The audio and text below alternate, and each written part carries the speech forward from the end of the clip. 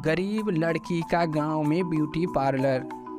यह कहानी सीतापुर नामक गांव में रहने वाले अंजलि की है, जो अपने पिता महेश और माता शांति के साथ रहती है। अंजलि शुरू से ही पढ़ने लिखने में बहुत होशियार थी। उसे सब काम बहुत अच्छे से आता था। महेश खेतों में काम करके अपने परिवार का पालन पोषण करता था। उसकी पत्नी घर संभालती थी तथा बेटी अंजलि 12वीं की पढ़ाई करती थी। एक दिन अंजलि स्कूल से घर आई। पापा देखो, मैं जीत गई। अरे वाह, मेरी बिटिया टॉफी लेकर आई है। टॉफी नहीं, ट्रॉफी कहते हैं पापा। वैसे बिटिया किस चीज में जीती हो ये टॉफी? स्कूल में मेहंदी लगाने की प्रतियोगिता हुई थी। आपको पता है मम्मी पापा, मेरी मेहंदी पूरे स्कूल में सभी लड़कियों से अच्छी थी। बस इसीलिए मुझे ये ट्रॉफी मिली है। अंजलि को मेहंदी लगाने और मेकअप करने का बहुत शौक था। एक दिन जब अंजलि अपना मेकअप कर रही थी, तभी वहाँ उसके मम्मी पापा आ जाते हैं। तू पढ़ाई में तो कभी अव्वल आती नहीं है, बस इन्हीं फालतू की चीजों में दिमाग लगता है तुम्हारा। तो क्या हुआ माँ, पढ़ाई में तो ठीक ठाक नंबरों से पास हो ही जाती हूँ मैं। देखो तो कैसे पटर पटर बोलती है। लो आप रहने दो जी, आप क्यों सुनोगे जी? आपने ही तो इसे बिगाड़ रखा है और सर पर चढ़ा रखा। हाँ भाई, तो क्या गलत कह रही है? अच्छा अंजलि बिटिया, तुमसे एक बात करनी है। हाँ पापा बोलिए ना, क्या बात है? वो बगल वाले गांव में हमारे दूर के रिश्तेदार हैं, उनका एक लड़का है राज, उसी से तुम्हारी शादी की बात कर रहे हैं। बिटिया तुम्हें कोई दिक्कत तो नहीं है ना? शादी? पापा मुझे भी आपसे एक बात करनी है। हाँ बताओ बिटिया, क्या बात करनी है? पापा मैं ना 12वीं के बाद शहर जाना चाहती हूँ। शहर? पर क्यों? माँ मैं शहर जाकर ब्यूटिशियन का कोर्स करना चाहती हूँ। फिर कोर्स करने के बाद वही शहर में एक बढ़िया सा ब्यूटी पार्लर खोलना चाहती हूँ। पर बिटिया इन सब में तो बहुत खर्चा आएगा ना? हाँ पापा, इन सब में बहुत खर्चा होगा, पर मैं वादा करती हूँ मैं बहुत मेहनत से काम सीखूंगी और फिर खूब पैसे कमाऊंगी। अरे पर तुझे शहर भेजने के लिए इतने पैसे कहाँ से आए? इंतजाम हो जाएगा। अगर अंजलि जाना चाहती है तो उसे जाने दो, मैं कहीं न कहीं से पैसों का इंतजाम कर ही लूँगा। महेश से अंजलि को शहर जाने की मंजूरी मिलने से अंजलि बहुत ही खुश थी। उधर रात में शांति ने महेश से पूछा, आपने अंजलि से झूठ क्यों कहा? झूठ? मैंने कब झूठ कहा? आपने कहा था ना पैसों के इंतजाम हो जाएंगे, पर इतने पैसे कहाँ से आए? अरे तुम चिंता मत करो, भगवान की दया से इस बार फसल ठीक हुई है। अगर कुछ पैसे कम पड़े तो मैं जमींदार से उधार ले लूँगा और फिर चुकाता रहूँगा आराम से। आराम से? वह जमींदार कितना लालची है। अगर एक दिन भी ज्यादा हुआ तो वह हमें जीने नहीं देगा। देखो शांति, मुझे मेरी बिटिया पर बहुत भरोसा है। देखना तुम, एक दिन वह तुम्हारा, हमारा और इस पूरे गांव का नाम रोशन करेगी। दोस्तों कहानी में आगे बढ़ने से पहले आपको बता दें कि यदि आपने अभी तक अपने चैनल कहानी कुंज टीवी को सब्सक्राइब नहीं किया है तो सब्सक्राइब कर लें तथा बेल आइकन को भी प्रेस कर लें और लाइक का बटन भी दबा दें। चलिए अब चलते हैं वापस कहानी में आगे। कुछ दिनों बाद अंजलि का 12वीं का रिजल्ट आया और वह अच्छे नंबरों से पास हो गई। फिर उसने शहर के एक अच्छे इंस्टीट्यूट में ब्यूटिशियन के कोर्स के लिए एडमिशन ले लिया। महेश ने अपनी कुल फसल बेचकर और कुछ पैसे उधार लेकर सारा इंतजाम कर दिया। अंजलि अब शहर के लिए निकल गई। शहर जाने के बाद अंजलि ने खूब मन लगाकर ब्यूटिशियन का कोर्स करने लगी। वो समझती थी कि उसके पिता ने उसे किस मुश्किल हालातों में पढ़ने भेजा है, इसलिए अंजलि भी पूरे मन से सब कुछ सीखने लगी। इंस्टीट्यूट में जब भी कोई एग्ज़ाम हो या कंपटीशन हो, पहले नंबर पर अंजलि ही आती थी। फिर एक दिन, हेलो नमस्ते पापा, कैसे हो आप और माँ कैसी है? मैं ठीक हूँ बिटिया, लेकिन तुम कैसी हो?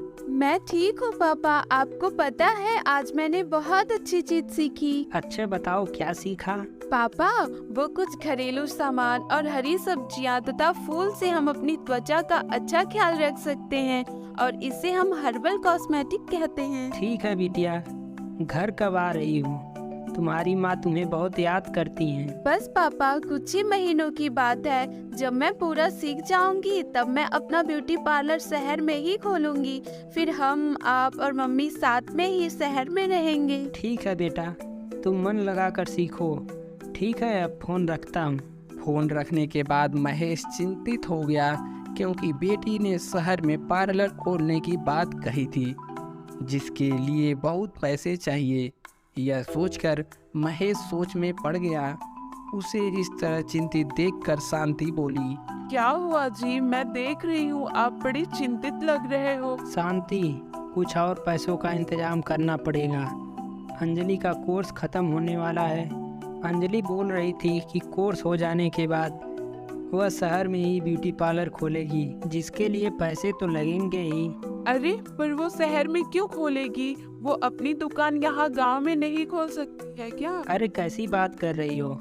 अगर अंजलि ने गांव में ब्यूटी पार्लर खोल भी लिया तो कौन जाएगा उसके पास? उसने बताया कि शहर में तो 150 रुपया में बाल काटते हैं और पूरा मेकअप करने का तो 1000 लेते हैं। अब बताओ, इतना पैसा गांव में कोई दे पाएगा?